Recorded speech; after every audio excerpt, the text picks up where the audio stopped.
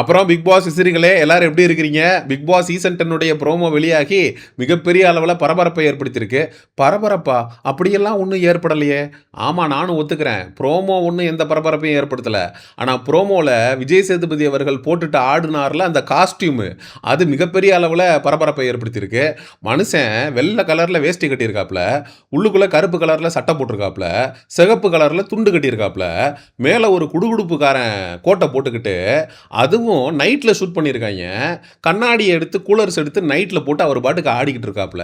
எப்போ இதை நீங்கள் பிளான் பண்ணி பண்ணீங்களா, ஸ்கிரிப்ட் எழுதி பண்ணீங்களா, இல்லை அவசர அவசரமாக பண்ணீங்களா அப்படின்னு விசாரிக்கும் போது தான் தெரியுது.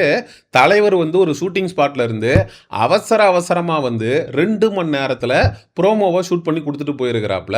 அதனால தான் விஜய் சேதுபதி அவர்களுடைய ஃபேஸ் கூட ரொம்ப டல்லாக இருந்ததை நம்மளால் பார்க்க முடியும். ஆனால் விஜய் சேதுபதி அவர்கள் 2 மணி நேரத்தில் வந்து இந்த ஷூட்டிங்கை முடிச்சு கொடுத்துட்டு போனதுக்கு அவருக்கு ஒரு அப்ரிசியேஷனை நம்ம கொடுத்தாகணும். But at the same time கொஞ்சம் டைம் ஒதுக்கி இன்னும் பெட்டராக பண்ணியிருக்கலாம். ஆனால் இந்த ப்ரோமோக்காக நிறைய மெனக்கட்டிருக்காங்க, நிறைய மேன் பவரை ஜென்ரேட் பண்ணி கூட்டிகிட்டு வந்து க்ரௌடெல்லாம் காட்டி உண்மையிலே நல்லா பண்ணியிருந்தாங்க. இந்த சீசன் 10 அப்படிங்கிறது ஒரு வித்தியாசமான சீசனாக இருக்க போகிறது. ஏன் அப்படின்னா த காமன் மேன் ஷோ அப்படின்னு ஒரு ஷோவை வச்சு அதை நடத்தி அதுக்கு 3 ஜட்ஜஸை வச்சு நிறைய டாஸ்க்குகளை கொடுத்து பப்ளிக்கில் இருந்து ஒரு சில பேரை பிக் பாஸ் வீட்டுக்குள்ளே அனுப்ப போகிறாங்க. சரி, இந்த பிக் பாஸ் சீசன் 10 லோகோ அது தனியாக தானே வரும். அது என்ன இப்போ விஜய் சேதுபதி அவர்களோட வரக்கூடிய ப்ரோமோலே சேர்ந்து வந்துருச்சு. ப்ரோமோ நல்லாவே இல்லைங்க. என்னங்க இது ப்ரோமோ? இதுக்கு போன சீசனுக்கு வந்த ப்ரோமோவே தேவலம் போல இருக்கே அப்படின்னு பிக் பாஸ் ரசிகர்கள் முணுமுணுக்க ஆரம்பிச்சிட்டாங்க. ஆனால் அந்த ப்ரோமோவில் தான் வச்சிருக்காங்க ட்விஸ்டே. பிக் பாஸ் சீசன் 10 அந்த 10ல் அந்த ஒன்றை கவனிச்சிங்க அப்படின்னா தெரியும். கை வந்து இப்படி தூக்குன மாதிரி இருக்கும். இந்த கை தூக்குனதை நிறைய பேர் என்ன சொல்லிட்டு இருக்காங்கன்னா, காமன் மேன் வர்றாங்கல்ல இந்த பர்டிகுலர் சீசன், அதனால் வந்து அந்த கையை வந்து இப்படி தூக்கிற மாதிரி காட்டியிருக்காங்க அப்படின்னு சொல்கிறாங்க. அந்த கையை தூக்குனது வந்து சீசன் 7லையும் தூக்கப்பட்டிருக்கு. உரிமை குரல் அப்படின்னு ஒன்று வந்து கமலஹாசன் அவர்கள் பிக் பாஸ் சீசன் 7 கண்டஸ்டன்ஸுக்கு கொடுத்துருந்தாரு. அந்த உரிமை குரல் அப்படிங்கிறது எந்த அளவுக்கு தவறாக பயன்படுத்தப்பட்டுச்சு சீசன் 7ல் அப்படின்னு உங்கள் எல்லாருக்குமே தெரியும். ஏன்னா பிரதீப் ஆண்டனி அப்படிங்கிற நபருக்கு எதிராக பிக் பாஸ் கண்டஸ்டன்ஸ் எல்லாருமே உரிமை குரலை தூக்கி அவன் செய்யாததை செஞ்சதா சொல்லி அவனுக்கு ரெட் கார்டு வாங்கி கொடுத்து பிக் பாஸ் வீட்டை விட்டு வெளில அமிச்சாங்க. அதற்கு முக்கிய பங்காற்றுற நபர் யாருன்னு கேட்டிங்கன்னா மாயா கிருஷ்ணன். அந்த மாயா கிருஷ்ணன் தான் இந்த பர்டிகுலர் சீசனில் த காமன் மேன் ஷோக்கு ஹோஸ்டாகவும் வரப்போகிறாங்க. அப்போ மாயா, பூர்ணிமா அப்படின்னு ஒட்டுமொத்த பெண்களும் ஒன்றா சேர்ந்து ஒரு ஆணை அவன் செய்யாத தப்பை செஞ்சான்னு சொல்லி ரெட் கார்டு வாங்கி கொடுத்து அனுப்பப்பட்டதற்கு பயன்படுத்தப்பட்டது தான் அந்த உரிமை குரல். அந்த உரிமை குரல் பிக் பாஸ் சீசன் 10க்குள்ளேயும் வருது அப்படின்னா பிக் பாஸ்க்குள்ள மாயா மாதிரி ஆண்களை வெறுக்கக்கூடிய, ஆண்களை அப்ஜெக்டிஃபை பண்ணக்கூடிய, ஆண்களை பொறுக்கிகளாக சித்தரிக்கக்கூடிய மாயா, பூர்ணிமா போன்ற கண்டஸ்டன்ஸ் வந்தாங்க அப்படின்னா கண்டிப்பாக இன்னொரு பிரதீப் ஆண்டனி பாதிக்கப்படுறதுக்கு வாய்ப்புகள் அப்படிங்கிறது இருக்கு. ஸோ அந்த கை தூக்கி இருக்கிறது வந்து காமன் மேனை குறிக்குதா இல்லை உரிமை குரலை குறிக்குதா அப்படிங்கிறது இந்த சீசன் அப்படிங்கிறது தொடங்கும் போது தான் தெரியும்.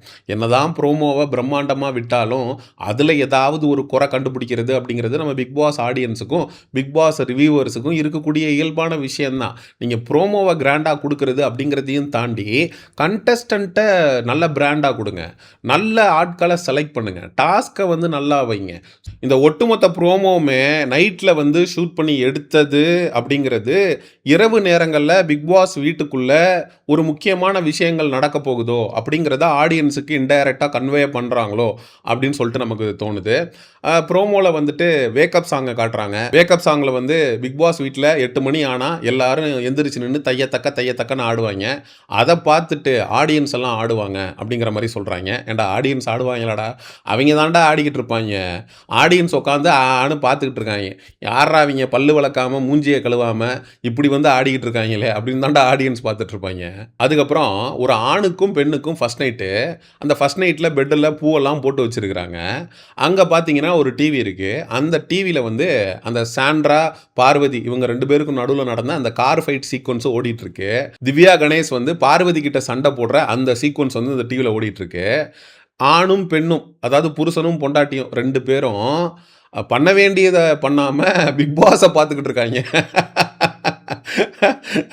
அப்படிங்கிற மாரி காட்டி வச்சிருக்காய்ங்க. டேய் என்னங்கடா! அப்ப எத்தன பேர் வாழ்க்கையிலடா நீங்க விளையாடி இருக்கீங்க? கல்யாணமாக போற தம்பதிகளுக்கு, மணப்பெண்ணுக்கு, மணமகனுக்கு நம்ம சொல்லக்கூடிய விஷயம் என்ன அப்படின்னா, கல்யாணம் பண்ணிட்டு தயவு செஞ்சு இல்லற வாழ்க்கையில ஈடுபடுங்க. அந்த இல்லற வாழ்க்கைக்கு அப்புறம் தான் உங்களுக்கு டைம் கிடைச்சதுன்னா, சேர்ந்து உட்கார்ந்து பிக் பாஸ் பாருங்க. ஸோ நீங்க அந்த மாரி நேரத்த தள்ளி வச்சுட்டு, பிக் பாஸ பார்க்கணும் அப்படின்னு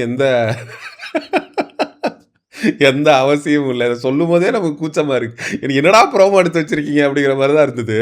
ஃபர்ஸ்ட் நைட்ட விட பிக் பாஸ்க்கு முக்கியத்துவம் குடுக்குறாங்க மக்கள் அப்படிங்கிற மாதிரி காட்டி வச்சிருக்காய்ங்க.